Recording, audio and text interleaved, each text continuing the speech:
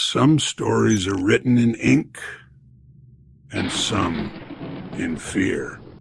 I've always loved things with a past. Old books, vintage clothes. So when I saw the mirror at a forgotten corner of a flea market, I felt like it was calling to me. It was perfect.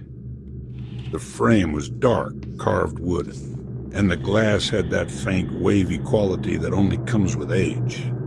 I didn't just want it, I needed it. I haggled a bit, paid the man, and took my new treasure home. I hung it on the wall opposite my bed. That was my first mistake. The first time it happened, I barely noticed. A flicker, a trick of the light. You know how you can be so tired you think you see things? I told myself it was just that. My reflection just seemed slow to catch up. I blinked, rubbed my eyes, and everything was normal again. My reflection copied me perfectly. I laughed it off. But it kept happening. Tiny, almost unnoticeable things. I'd turn my head and my reflection would follow a heartbeat too late. I'd run a hand through my hair and its fingers would move with a strange, deliberate grace that wasn't my own. It felt less like a reflection and more like... It felt less like a reflection and more like... an impersonation. A bad one.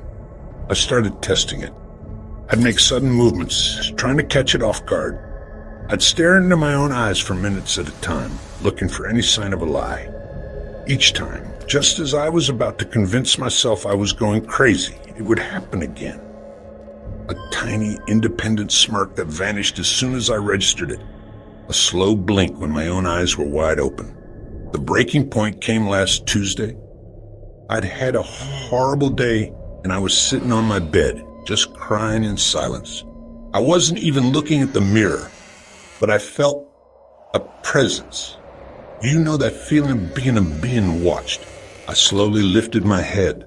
I was still crying, tears streaming down my face. But my reflection wasn't. It was looking right at me, and it was smiling. A wide, horrible smile full of teeth that looked just a little too sharp to be mine.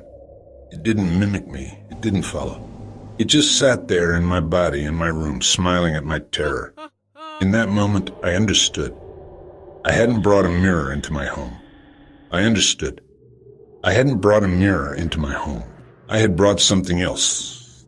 The mirror is covered now. I can't bring myself to touch it, let alone move it. I'm planning to sell the apartment.